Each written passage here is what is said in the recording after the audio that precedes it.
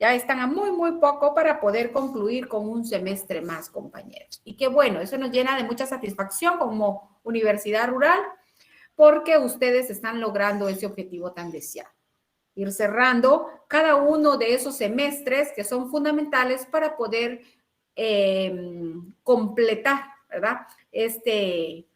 Su preparación y poder obtener ese título tan deseado por cada uno de ustedes. Compañeros, el tema que vamos a socializar el día de hoy es detención legal, notificación de la causa de detención y derechos del detenido.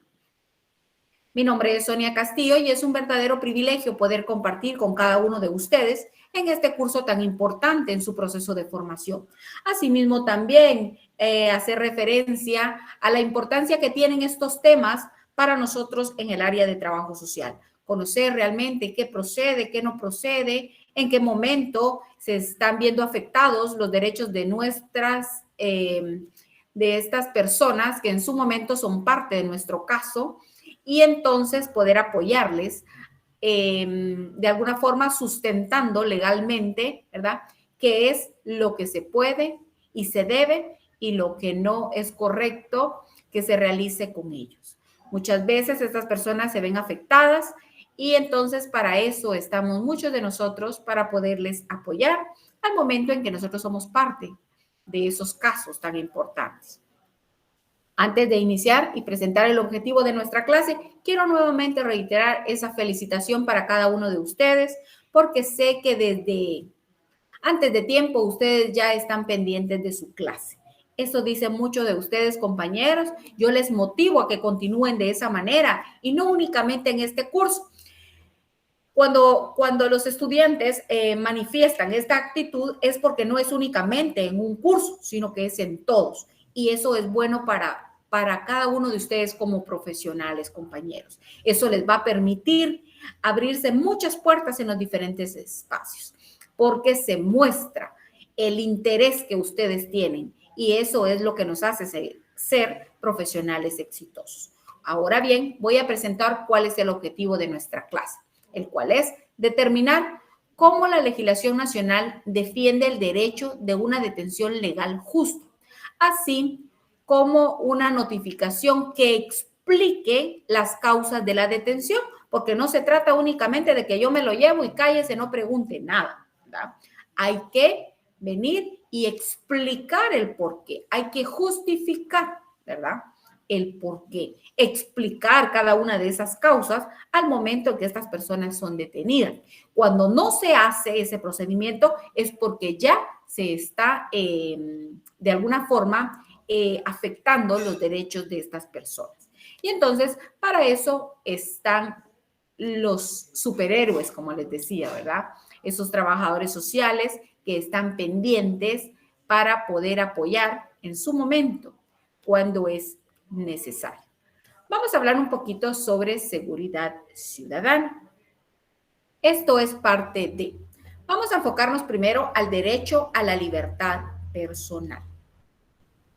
Los actuales problemas relativos al respecto del derecho a la libertad surgen en gran medida de las deficiencias de las instituciones y los sistemas vigentes para administrar la justicia. Hay mucho que hablar, ¿verdad? Muchos temas que tocar en cuestión de esto, porque podríamos quejarnos, podríamos enlistar todas esas situaciones que a la larga afectan bastante a todos los ciudadanos a nivel nacional. No solo a unos cuantos, sino que a muchos. Miembros del organismo judicial quienes están profundamente comprometidos con la administración de justicia equitativa y diligente continúan enfrentando obstáculos endémicos y del sistema. De ahí ya es del lugar, así se da y así se exige que se cumplan con todos los procesos, pero muchas veces hay obstáculos, hay cuestiones que no permiten que esto se realice de una forma realmente efectiva. Entonces se empiezan a mostrar o a presentar algunas quejas que en su momento vienen y, ¿cómo decirles?, resultan bastante complicadas porque no se realiza el proceso adecuado y entonces a la larga afecta no solo a los ciudadanos, sino que también a las personas que están encargadas o que son parte de estas instituciones que deben hacer cumplir, ¿verdad?, los derechos de los ciudadanos. Pero vamos a ver. Es responsabilidad del Estado llevar a cabo una extensiva y seria labor para poder reformar y fortalecer el sistema de justicia. Como les digo, muchos nos quejamos, podrían, ¿cómo decirle?, criticar, por decirlo, en su mayoría al sistema de justicia, ¿verdad? Se quejan, dicen que nuestra justicia la justicia de nuestro país es bastante, ¿cómo decirles? No, de alguna forma, lo que ofrece no es realmente lo que se espera. O sea, prácticamente dan a entender que es mala. Así, en pocas palabras, que es mala. No podemos generalizar, lastimosamente, como les digo, hay situaciones, hay factores que influyen de una forma negativa.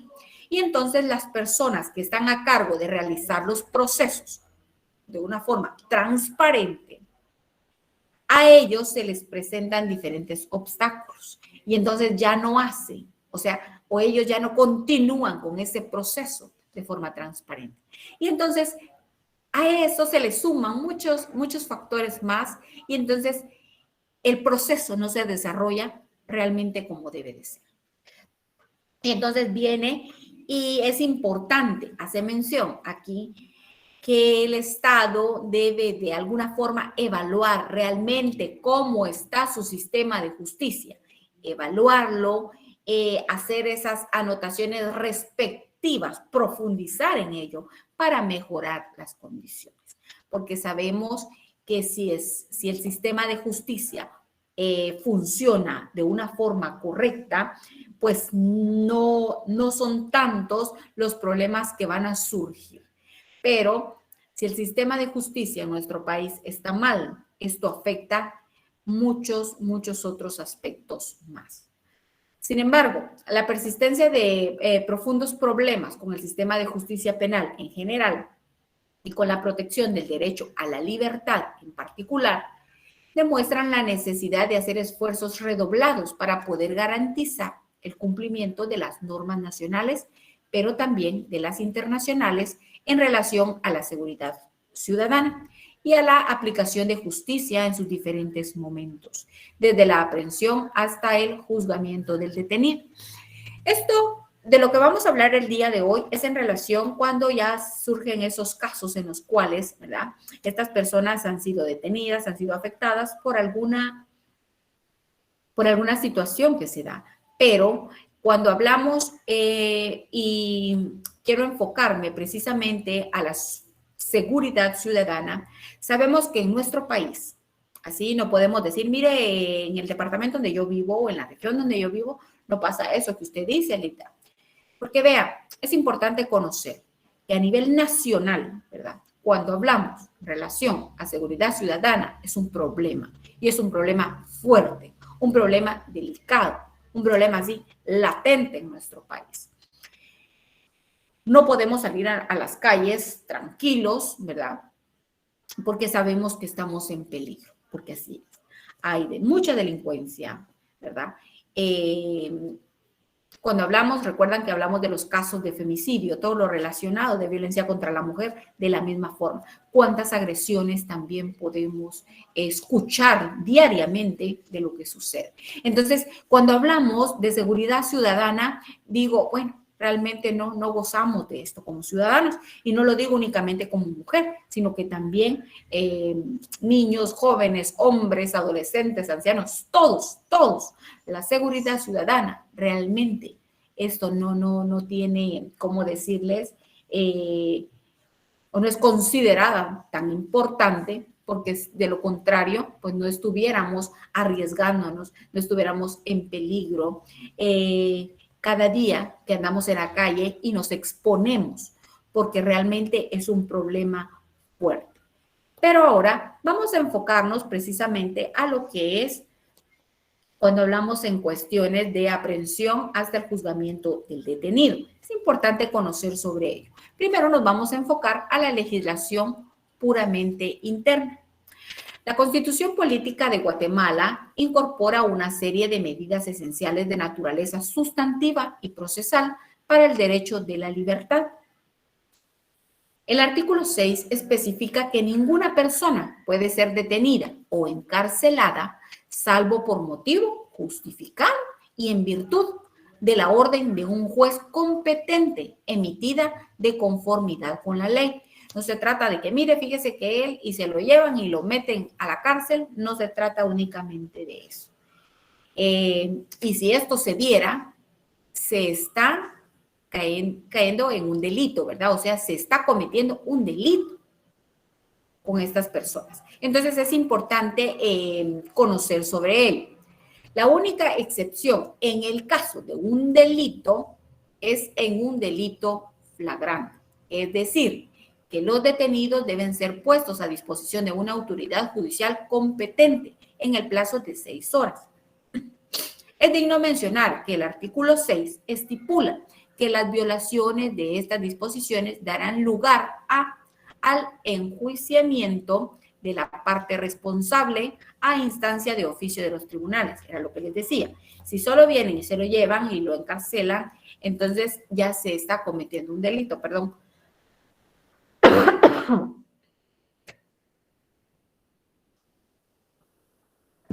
Porque todo debe de hacerse de una forma correcta. Y cuando hablamos de cuestiones legales, recuerdan que desde las primeras sesiones de trabajo hablábamos que aquí no se trata únicamente de que no, miren, hagamos esto y lo otro. No, tenemos que respetar las leyes, tenemos que basarnos a las leyes. Para eso está toda esta estructura que de alguna forma regula cómo deben de darse los procesos y no cometer errores, porque de lo contrario ya estamos cometiendo también un delito. Y entonces este puede ser o debe ser sancionado al momento de cometerlo. Entonces es importante considerar este aspecto. Así también, de conformidad con el artículo 7, se deberá notificar con prontitud al detenido sobre la razón de detención, la autoridad que la ordenó y el lugar donde permanecerá detenido. Es decir, no llegan a su casa, se lo llevan a usted o usted está en carretera, ¿verdad? En su vehículo lo bajan, le ponen hasta las esposas, se lo llevan, lo meten en el lugar y a los 8 días a usted le comentan qué pasa, ¿verdad? No, tiene que dársele a conocer por qué es que se le está llevando, de qué se le acusa, ¿verdad? ¿Cuál es la autoridad que ha ordenado esto y en qué lugar va a permanecer? Asimismo, también en el artículo 8 exige que se informe inmediatamente al detenido sobre los derechos que tiene, porque el hecho de llevárselo porque alguna autoridad lo ha ordenado, eso no quiere decir de que, bueno, ahorita aguántese y esperemos a ver qué pasa con usted.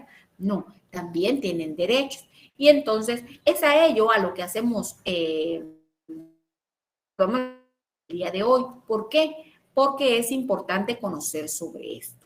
Si por alguna razón una persona está siendo afectada, imagínense que esta persona es detenida y resulta que se le trata mal, se da todo lo contrario de lo que nos presenta aquí, porque en muchos casos, desafortunadamente, me atrevo a decir que ha sucedido.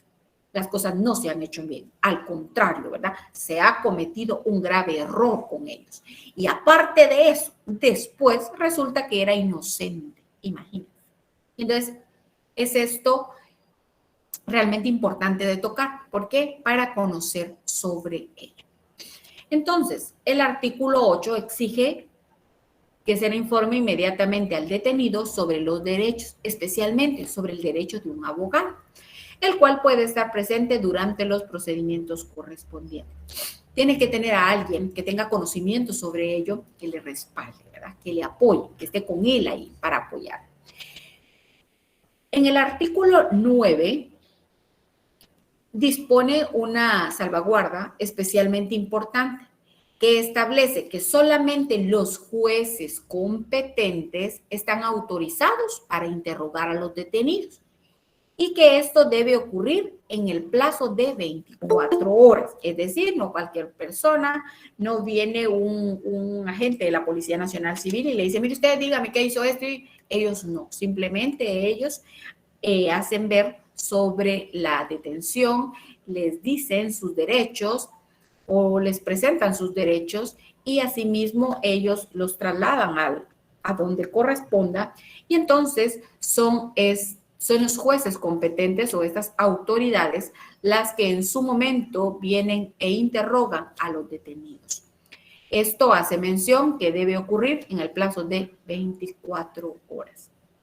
Se estipula que los interrogatorios no judiciales carecen de efecto legal, es decir, no se pueden hacer interrogatorios que sean, como antes mencionamos, con jueces competentes, pues estos no tienen un efecto legal, porque no es lo correcto, ¿verdad? Lo correcto es que sean jueces competentes los que vengan y de alguna manera interroguen a los detenidos y de esa manera sí se pueda proceder para poder saber, o sea, en qué situación están, cuál es la situación para poder venir y trabajar y que los abogados en su momento puedan apoyar, conocer bien, por decirlo, presentarles todo, por qué están ahí y de qué manera, o sea, en dónde han cometido el error o el delito, ¿verdad? Según los términos del artículo 10, los detenidos pueden ser llevados solamente a centros de detención legalmente autorizados y aquellos sobre quienes pese una sospecha o acusación de delito, deberán permanecer separados de aquellos que ya han sido declarados culpables y sentenciados. Aquí no se trata de que, bueno, arrestamos a un hombre, a una mujer, ¿verdad? Y entonces, y se encierra junto con nosotros, ¿verdad? No, ellos están aparte, porque ellos todavía tienen que ser, ¿verdad?, interrogados, conocer sobre el caso, y si llega el momento en el cual pueden ser declarados culpables y les dan una sentencia, pues entonces ya es diferente. Pero antes esto no se puede dar. Tienen que hacerse las cosas correctamente, ¿verdad? Este artículo estipula que cualquier funcionario que viole esta norma será considerado personalmente responsable. Es decir, pero los jueces tienen claro qué es lo que pueden y lo que no pueden hacer. Igual estos funcionarios que son parte del sistema judicial, ellos saben cómo deben hacerse las cosas, porque de lo contrario, ellos ya están cometiendo también errores. Y eso puede provocarles o puede darles una sanción. De conformidad también con el artículo 11, las personas que son sospechosas de delitos menores o delitos tipificados y que pueden probar su identidad no deberán ser detenidas, sino puestas en libertad con sujeción a medidas que garanticen su posterior comparecencia. Es decir, que cuando se les cite, ellos estén ahí, ellos puedan llegar y no que se vayan a desaparecer, por decirlo. Aquellas que no pueden probar su identidad deberán ser llevadas ante un juez competente dentro de la primera hora después de su detención para el trámite también correspondiente. Asimismo, también en virtud al artículo 12, nadie puede ser condenado o privado de sus derechos sin haber sido escuchado por una autoridad judicial competente y preestablecida. Vean, aquí es muy importante tener claro eso, compañeros. Eso creo que no es un tema nuevo, ya esto ustedes lo conocen. Hace mención que en el artículo 12 hace referencia a que nadie puede ser condenado o privado de sus derechos sin haber sido escuchado por una autoridad judicial competente y preestablecida.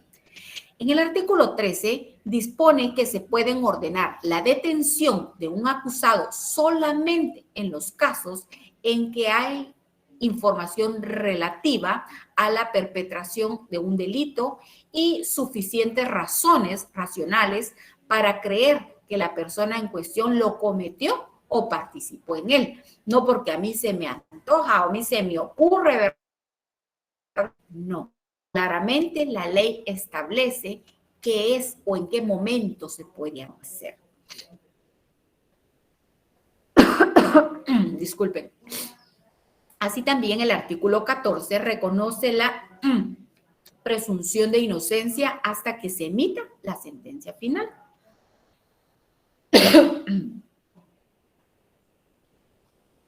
Disculpen. Entonces, les decía que en el artículo 14 reconoce la presunción de inocencia hasta que se emita la sentencia final y se estipula que el acusado tiene derecho a tener acceso a todos los expedientes, documentos y también las actas.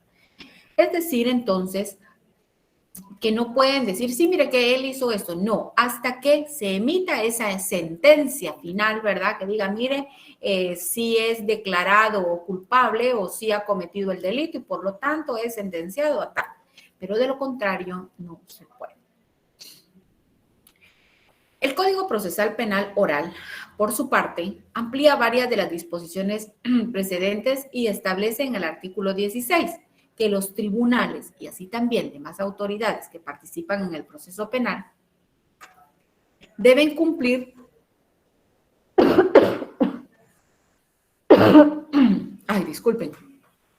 deben cumplir con las obligaciones relativas a los derechos humanos establecidas en la Constitución y los tratados internacionales. Y dispone en el artículo 71 que estas autoridades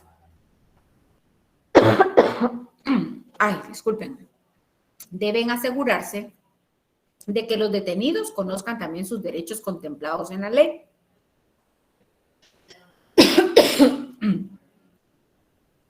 Así también el artículo 14 indica que la presunción de inocencia significa que las restricciones a la libertad de los sospechosos permitidos por la ley deben ser interpretadas de manera restrictiva. Esto era de forma interna. Ahora nos enfocamos al derecho internacional, ¿verdad? Porque sabemos, así como en relación a los derechos humanos, hay diferentes instituciones, no solo a nivel nacional, sino que a nivel internacional, ¿verdad?, que regulan eso. Lo mismo sucede en relación cuando hablamos a cuestiones puramente legales, judiciales, ¿verdad? Y entonces, nos enfocamos a lo que es el derecho internacional.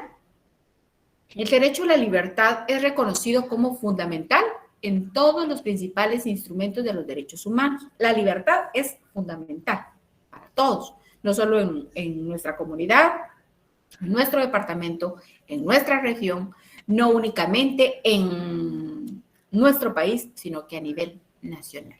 Es decir, que este derecho es aplicado o es atribuido a todos los habitantes del planeta Tierra. Entonces, en virtud de su importancia, el derecho internacional dispone varias normas detalladas para protegerlo y para proteger a las personas privadas de libertad. En el sistema interamericano, el artículo 7 de la Convención Americana establece las garantías que las partes, como Guatemala, se han comprometido a respetar y a garantizar. Estos son convenios, ¿verdad? Los países son parte y entonces, por lo tanto, también tienen que cumplir, hacer valer ese derecho. Y entonces, por eso es que hace mención a nuestro país. En resumen, entonces, cualquier privación de libertad debe llevarse a cabo conforme al derecho preestablecido en consecuencia. Es decir, nadie puede ser sometido o detenido a detención o prisión arbitrarias. Todas las personas detenidas que a ellas se les debe informar, ¿verdad?, sobre por qué lo vamos a detener, por qué no lo vamos a llevar, ¿verdad? Y también notificar muy prontamente sobre la acusación, era lo que mencionábamos anteriormente. Entonces, es decir, que todo detenido debe ser llevado prontamente ante un juez y juzgado en un tiempo razonable o puesto en libertad mientras continúa el proceso. Aquí no se trata de que, bueno, va a haber un juicio, pero va a tardar, yo digo que 2 meses, métanlo a la cárcel, ¿verdad? Y ahí que se espere a ver qué pasa. No, hay que, dependiendo del caso, ¿verdad? Analizando, entonces se va a determinar si esta persona, pues simplemente se va a citar para que haga presencia al momento de realizarse audiencias, ¿verdad? En los diferentes, dependiendo, ¿verdad? En qué juzgados sea donde se convoque. Además, cualquier persona privada de libertad tiene derecho a un recurso judicial para obtener sin demora una determinación de la legalidad de la detención. Finalmente, nadie puede ser detenido también por deudas. Aquí quiero que presten mucha atención también. Hace mención que cualquier persona privada de su libertad tiene derecho a un recurso judicial para obtener sin demora una determinación de la legalidad de la detención. Y también hace mención de un punto importante que no lo podemos pasar por alto. Dice, nadie puede ser detenido por deudas. Por eso vemos cuántas situaciones se dan, ¿verdad? Cuántas personas que deben, prestan y no pagan, ¿verdad? Y no son detenidas por eso. Pero es importante también. Eso no quiere decir que, qué bueno que es por deuda, ¿verdad? No, tampoco. Eso no se vale, pues. Yo digo, si uno llega a un momento donde tiene necesidad, uno viene y acude y hace un préstamo, ya sea a una institución así muy reconocida o también a otra persona en particular o a instituciones, a empresas pequeñas. Entonces yo digo, no, hombre, uno tiene que ser muy cabal en eso, ¿verdad? Si me dieron el dinero, yo lo tengo que pagar, ¿verdad? Si me toca que pagar intereses, yo los tengo que pagar. Pero muchas veces hay personas que no piensan eso, ¿verdad? Para eso nunca me van a meter preso, ¿verdad? Porque por deuda no nos detienen, ¿verdad? Y así. ¿Por qué hago mención de esto? Porque esto pasa en nuestro país, así es. El derecho de libertad tienen una estrecha relación con otros derechos protegidos por la Convención, más específicamente en el artículo 5, que reconoce el derecho a todas las personas a que se respete su integridad física, psíquica, moral y dispone que cualquier detenido debe ser tratado con respeto por dignidad inherente a la persona. Vean, aquí hay un aspecto fundamental, compañeros y compañeras. Yo sé que en su momento, ¿verdad? Pueden decir, no, mire, es que cuando se lo llevan detenidos, ¿verdad? Los golpean o algo, ¿verdad? Miren, a veces son situaciones que se da y no en todos los casos sucede esto. Hay personas también que les impacta demasiado, ¿verdad? Hay quienes ya están preparadas y saben que en cualquier momento los llegan a traer. Entonces ellos, pues, con facilidad ellos se entregan. Pero tampoco les van a llegar a preguntar, mire, ¿será que se quiere ir con nosotros, verdad? Fíjese que traemos una orden de detención. ¿Será que usted se quiere ir con nosotros o llega más tarde o qué? No, ¿verdad? Aquí es claro. Y llega, se presentan las autoridades competentes y vienen y les presentan a ellos la orden de detención y entonces las personas tienen que irse con ellos, porque así es. Ahora, por el contrario, si salen huyendo, tienen miedo y todo, entonces ni modo, llega el momento donde hasta la fuerza, ¿verdad? Se pone en manifiesto ahí y se dan las situaciones desagradables. Agreden a los policías, por decirlo, y entonces se da una situación difícil. Pero también hay casos en los cuales, compañeros y compañeras, muchas veces se han cometido errores y errores grandes, porque así es, compañeros, en los cuales llegan a detener a personas que no han cometido ningún delito. Esto, cuando hablamos en relación, ¿verdad?, a la integridad física, psíquica y moral, ¿verdad?, de una persona, eso afecta y afecta bastante. Se puede imaginar, ¿verdad?, que a usted lo lleguen a traer a su casa y se lo deben detener y usted no ha hecho nada, pues, psicológicamente usted se siente mal, físicamente, usted en todos los aspectos, moralmente destruido, pues.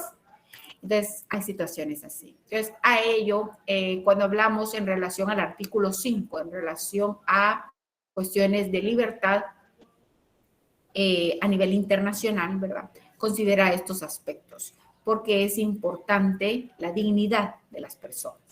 Además, las personas privativas de libertad tendrán como finalidad la reforma y la readaptación social de los condenados. Es decir, que aquí estas penas privativas, o sea, que en su momento los tengan, le dictaminar, ¿verdad? Que sí cometió el delito y entonces los tienen en el donde corresponde, ¿verdad? Y entonces lo hacen con el objetivo de que estas personas cambien, que sepan que si cometen ese tipo de errores van a ser sancionadas. Entonces, lo hacen con ese objetivo, de que estas personas logren de alguna forma y más adelante se reincorporen nuevamente a la sociedad y sepan que tienen que andar con cuidado, por decirlo, cuidarse de no hacer cosas que puedan provocarle nuevamente, ¿verdad? Ser acusados y poder ser, yo les digo, castigados, pues porque es así. Ahora nos enfocamos, luego de hablar en relación a cuestiones puramente internas y también a nivel internacional, vamos a enfocarnos ya a lo que es la privación de la libertad en las etapas iniciales, o sea, cómo se va dando este proceso. Y entonces esto nos permite de alguna forma conocer en qué momento se está, ¿cómo decirle?, violando, ¿sí?, los derechos de estas personas. Y es aquí donde nosotros cobramos suma importancia. Hablamos entonces del arresto y detención inicial. Como se indicó anteriormente, la legislación interna y el derecho internacional aplicables disponen que el arresto que da inicio a una privación de libertad debe realizarse bajo una orden y supervisión judicial, salvo en el caso de un delito flagrante, es decir, en el cual la inmediatez de los hechos y la presencia de testigos ofrecen salvaguardas alternativas, es decir, lo agarraron con las manos en la masa, como dicen los patojos, ¿verdad? Entonces ahí es diferente, no podemos decir, ay, miren, esperemos que no se le demos tiempo para ver si mandan para arrestarlo o para detener. No, ahí ya se está dando, pues. Y entonces es obvio que se tiene que venir y llevar, pues, para que vaya a rendir cuentas, por decirlo. En el caso de Guatemala hay que indicar que, si bien estos principios son reconocidos en teoría, con frecuencia se los pasa por alto en la práctica. Muchas veces están cometiendo el delito y no les hacen nada, pues así es nuestra justicia. ¿Cuántas veces, ya mencionamos, de mujeres, ¿verdad? Muchas mujeres, pero no también podemos hablar solo de ellas, también hay de hombres. Están cometiendo el delito, ¿verdad?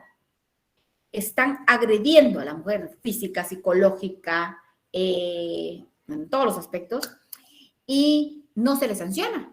Siguen así las personas que están, los agresores, ¿verdad? Siguen haciendo de las suyas porque la justicia no hace nada. O sea, la justicia no se da como tal. Y entonces se da ese problema. Es por ello que hace mención que aquí en Guatemala no se da como debe de ser, para apoyar o para que todos los ciudadanos guatemaltecos sintamos esa seguridad realmente para poder vivir bien. En Guatemala hay una permanente preocupación con respecto al incumplimiento de la ley y los procedimientos aplicables por parte de las personas encargadas de efectuar los arrestos. Esta atribución es responsabilidad principal de la Policía Nacional Civil. Nadie más puede llevar a cabo arrestos si no hay coordinación con la Policía Nacional Civil. En la PNC, la responsable de hacer el informe inicial es precisamente esta institución. Además, adjudicar a un juzgado de turno para presentar al reo. Bajo este respecto, son particularmente inquietantes ciertos informes que indican que los jueces, en muchos casos, confirman la prisión preventiva principalmente o exclusivamente sobre la base de las partes policiales sin una investigación adicional. ¿A qué nos referimos cuando hablamos de esos registros, las partes policiales y también las notificaciones? Uno de los componentes más esenciales de un sistema de justicia penal que funcione apropiadamente es un sistema de registros, de arresto y detenciones. Esto obviamente proporciona una protección crucial de los derechos del detenido, facilitando además un sinnúmero de otras funciones, entre ellas la obtención de estadísticas exactas a ser usadas en la formulación y aplicación de las políticas. Entonces, esos registros son importantes, ¿verdad? La Comisión Internacional de Derechos Humanos cuenta con información confiable, proveniente de una variedad de fuentes y obtenida también a través de sus sistemas individuales que indican que en Guatemala aún existe un sistema de registro central efectivo para hacer un seguimiento de los detenidos. Este tipo de registros debe contener información que identifique al detenido, las razones y la autoridad legal para detención en tiempo preciso, de admisión y liberación e información con respecto al auto de prisión.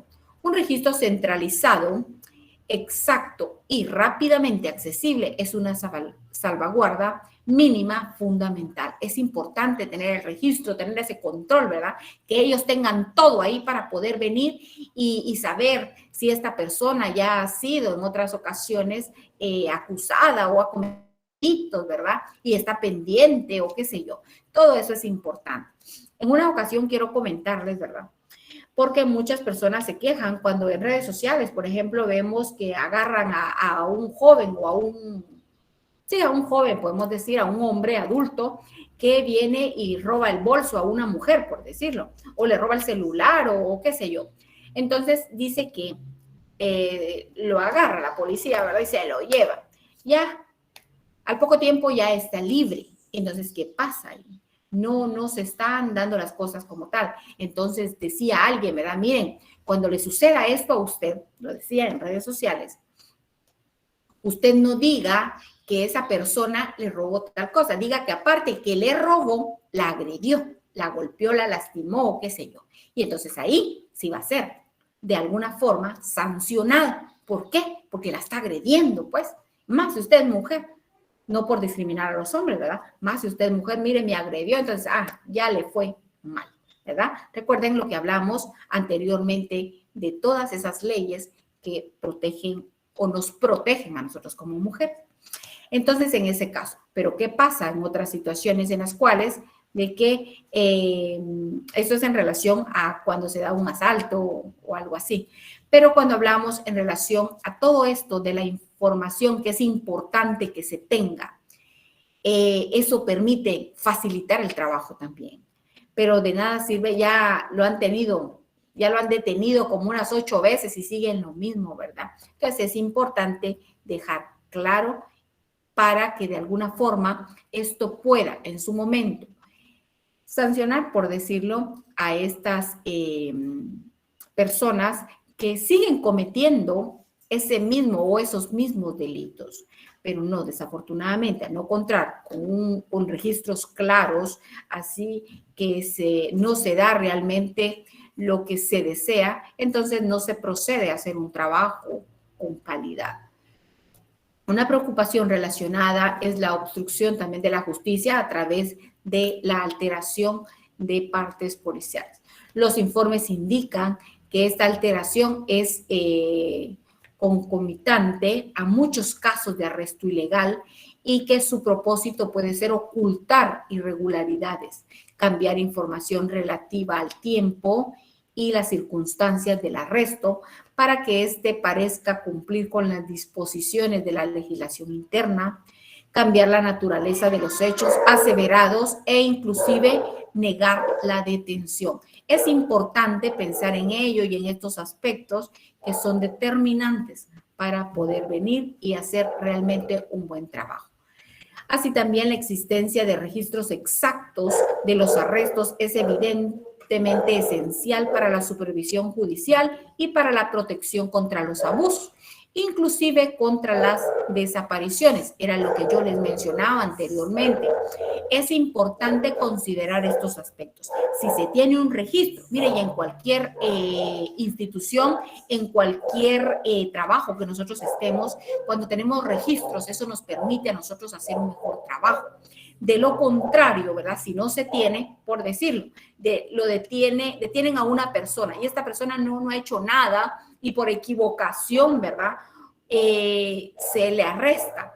no hay un registro y entonces se tiene ahí y se considera, se ve como alguien que ha cometido un delito bastante grande y entonces no se procede, por decirlo, a buscar la forma de solucionar este problema.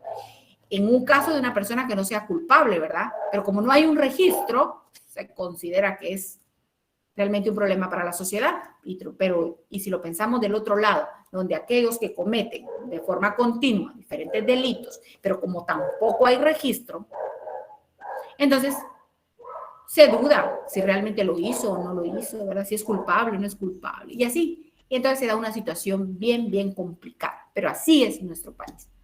Aunque la legislación nacional y el derecho internacional exigen que se informe a un detenido con prontitud sobre la razón de la detención y sobre cualquier acusación, los informes y la información antes mencionada indican que este requerimiento no siempre se cumple. Eso es cierto también. Además, la notificación efectiva exige que la información pertinente sea comunicada en el idioma que comprende la persona afectada. Es decir, este es un desafío especial y de especial importancia en las zonas del país en donde los miembros de la Policía Nacional Civil, recientemente movilizados, hablan español, pero los pobladores indígenas no. Este es un problema, ¿verdad? Es aquí donde cobra importancia nuevamente el término equidad, ¿verdad? Porque más aún si la persona no le entiende lo que le están diciendo los policías, estas autoridades, entonces no entiende.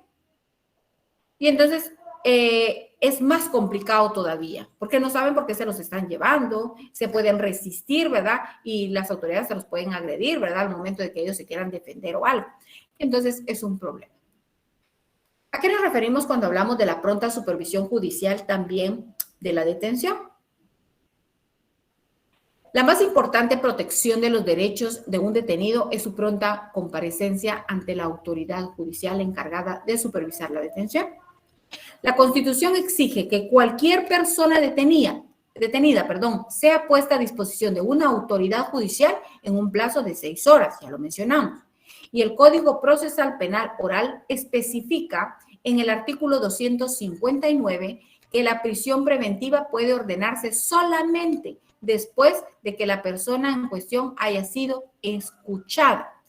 Estas garantías básicas no se observan en la práctica. Por el contrario, los informes indican que más del 50% de las personas que se encuentran en centros de prisión preventiva han sido entregadas por oficiales de policía sin haber sido llevadas ni siquiera primeramente ante un juez. Los encierran y punto, ¿verdad?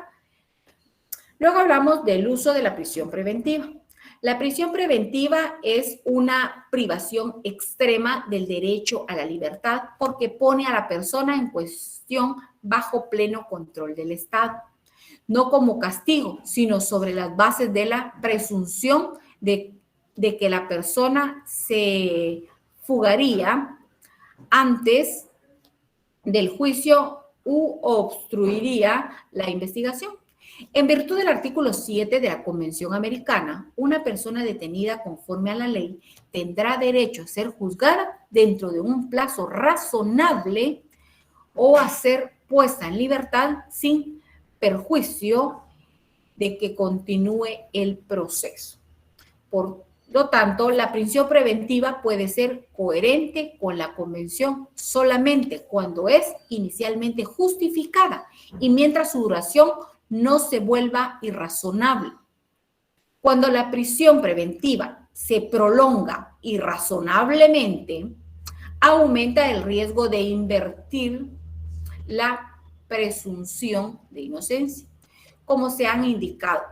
Razón de ser de esta garantía es que nadie debe ser castigado sin un previo juicio que incluya una acusación, la oportunidad de defenderse y una sentencia, lo que se conoce en la voz del pueblo como que nadie puede ser juzgado si no ha sido citado, oído y vencido en el juicio.